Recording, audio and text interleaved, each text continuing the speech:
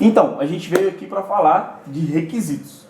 E para falar de requisitos, a gente trouxe aqui a Dani Barrotti, que é especialista em Tech Recruiter, faz vagas para diversos tipos de senioridade, para empresas de diversos segmentos, etc. Então ela tem bastante experiência para falar com a gente das bizarrices que ela já viu no mercado e para dar dica para vocês não serem e não fazerem vagas assim.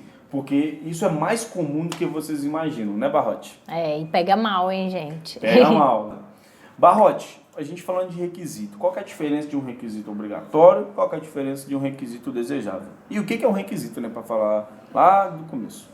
Bom, o requisito é aquilo que o candidato, né, precisa ter conhecimento ou experiência. O requisito é de conhecimento, tanto de soft skills quanto de hard skills. Então, você tem que deixar claro o que você espera tecnicamente daquela pessoa e comportamental. Então, são requisitos obrigatórios, aqueles que o desenvolvedor não pode deixar de ter de forma alguma. E os desejáveis é aquele que seria legal, é um plus, né? Seria bacana se ele tivesse o conhecimento e a experiência. Legal. E você pode recusar um profissional porque ele não tem aquele requisito desejável? Isso é legal? Não, até porque se você colocou como desejável, é porque não necessariamente ele precisa ter aquilo. Se você faz questão que ele tenha esse requisito, então é melhor deixar como obrigatório. Entendi, legal. E quando a gente pega aquela vaga cheia de requisito obrigatório, aqueles desenvolvedores unicórnios, né? O cara tem que saber Java, Python, Ruby, e as empresas às vezes acabam maquiando isso como eu quero um cara muito bom de Java, mas um desejável é que ele saiba Ruby. Isso é legal? Não, isso vai afastar bastante, né, os desenvolvedores. A sua vaga pode ficar falada também na internet.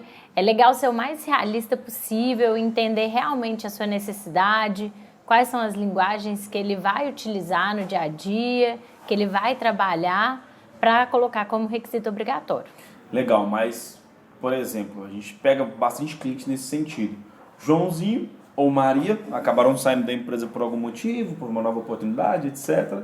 Eles trabalhavam na empresa há 5, 6 anos. Só que como o Joãozinho e Maria já conheciam muito do ambiente da empresa e tem muito tempo de experiência, Joãozinho e Maria acabaram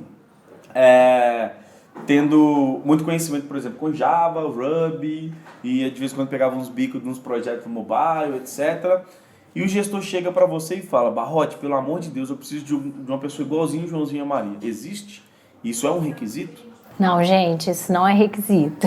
Nesses casos, o que a gente faz é conversar com o gestor, né, e instruir ele para ver se a gente consegue dividir as funções de Joãozinho e Maria em mais de um desenvolvedor. Então, às vezes a gente consegue contratar um para trabalhar com Ruby, outro para poder assumir as funções de Java.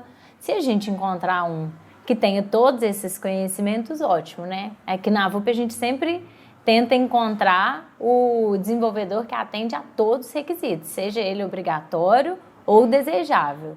Caso a gente não encontre esse desenvolvedor que tenha, né, tantos requisitos obrigatórios e desejáveis, a gente foca nos obrigatórios. Legal. E como que a gente convence um gestor e como que a gente faz com que o gestor entenda que muitas das vezes aqueles requisitos obrigatórios que ele está pedindo, né, esse monte de requisitos, por exemplo, do Joãozinho da Maria, que é um profissional que sabe PHP, Java e Ruby, que aquilo não é legal e que aquilo não existe no mercado? Primeiro eu tento entender, né, com o gestor, como que é o sistema dele, como que é a empresa, para ver a real necessidade de ter um desenvolvedor que saiba todas as linguagens que ele está exigindo.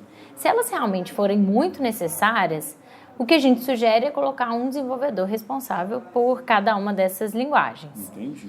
É muito difícil a gente encontrar um especialista em, 7 linguagens diferentes. Uma pessoa que é especialista em 7 linguagens, ela não é especialista em nenhuma.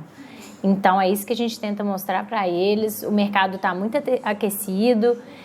A cada um desenvolvedor, a gente tem 4 vagas disponíveis. Então, quanto mais requisitos a empresa colocar, quanto mais exigências ela fizer, menos interessados ela vai ter na vaga. Legal. E quando a gente se depara com duas coisas que, como desenvolvedor de software, me matavam, que é o famoso inglês fluente e a graduação em ciência da computação, sistemas de informação. Como que a gente lida com isso? O que a gente tenta mostrar, né, que existem até estudos que a graduação ela não é necessária. A gente tem milhões de devs que não têm graduação, mas que são ótimos. Então, você não pode perder um profissional por essa exigência. E o inglês também é difícil. O que eu tento entender é o quanto aquela pessoa vai utilizar o inglês. Caso você tenha clientes fora do Brasil e a comunicação vai ser toda em inglês, a pessoa vai precisar fazer reuniões em inglês, aí tudo bem. A gente entende que é necessário, né, a fluência. Mas se for só para conteúdos, né, para poder estudar, só o inglês técnico às vezes já supre a necessidade do cliente. Então, Barrote, quando a gente vê aquelas vagas que pede aquele tipo de profissional que ele tem que ser comunicativo, autodidata, 100% independente, que ele vai ter que ter aquele espírito de liderança, mas a gente vai ver a vaga é uma vaga de júnior. Como que você vê isso? Então, é bem comum até, né, a gente encontrar esse tipo de vaga. E o legal é pensar que aquela pessoa ela está começando, então é muito difícil ela já ter desenvolvido esse lado de liderança. Às vezes comunicativo, né, ela já vai ser por um estilo de perfil mesmo, comportamental. Mas não é uma exigência que a gente precisa fazer. Às vezes você precisa de um profissional só para poder executar. Então, ele ser comunicador não vai fazer diferença na realização das tarefas.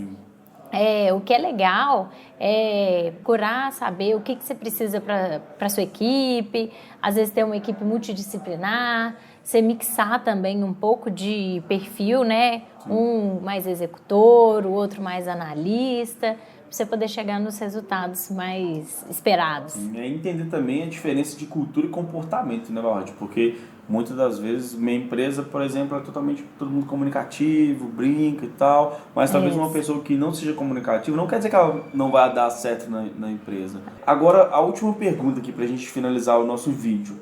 Você acha que quando a gente joga, por exemplo, a gente usa o Profiler aqui, é um requisito eu falar assim, eu quero um profissional que obrigatoriamente ele seja perfil comunicador. Isso é um requisito legal? Olha, eu não acho que é um requisito legal, não. A gente se basear, né, no Profiler, nos testes comportamentais para decisão, até porque eles são por período determinado, né? O Profiler mesmo é indicado que ele seja feito de 6 em 6 meses. Sim. Então, vai muito de acordo com o momento que a pessoa está passando, quais são os desafios profissionais que ela está enfrentando.